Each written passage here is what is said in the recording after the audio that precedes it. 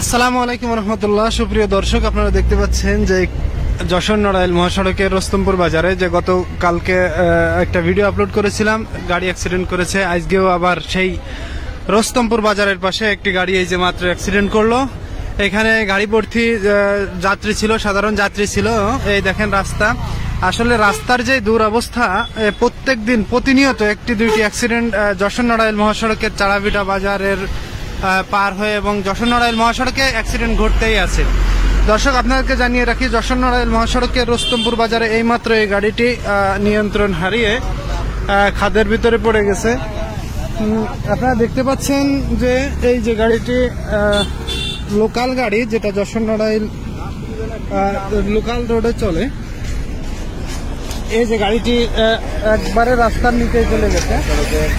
আপনারা দেখতে পাচ্ছেন যে গাড়ি ভর্তি যাত্রী ছিল অবশ্যই। গাড়িটি এখন একবারে রাস্তার খাদে পড়ে গেছে। আপনাদেরকে দেখাচ্ছি যশোর নড়াইল মহাসড়কের চাড়াভিটা এবং রস্তমপুর বাজারের মধ্যবর্তী স্থান আয়াপুর গ্রামের থেকে আপনাদেরকে দেখাচ্ছি। দর্শক, যশোর নড়াইল মহাসড়ক যেন একটি মৃত্যু পরিণত হয়েছে। দেখেন রাস্তাগুলোর অবস্থা বড় বড় ভাঙার। এখান দিয়ে রাস্তাগুলো গাড়ি সাইড দিতে গেলে আসলে মারাত্মক অবস্থার ভিতরে দিয়ে তারা এই রোড অতিক্রম করে। আর এই যে দেখেন, আপনারা দেখতে পাচ্ছেন দর্শক, এই যে গাড়িটা হয়তো বা সাইড দিতে যায় এই খাদের ভিতরে পড়ে যায়। অনেক যাত্রী ছিল, ওই যে যাত্রীগুলো এখানে অবস্থান করতেছেন এবং এই যে এর ভিতরে ছিল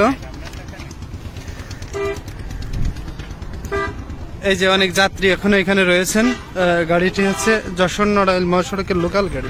দর্শক, আপনারা দেখতে পেলেন, আপনাদেরকে দেখালাম যে যশোর নড়াইল মহাসড়কের এই যে রস্তমপুর বাজারে এই মাত্র অ্যাক্সিডেন্টটি হয়েছে।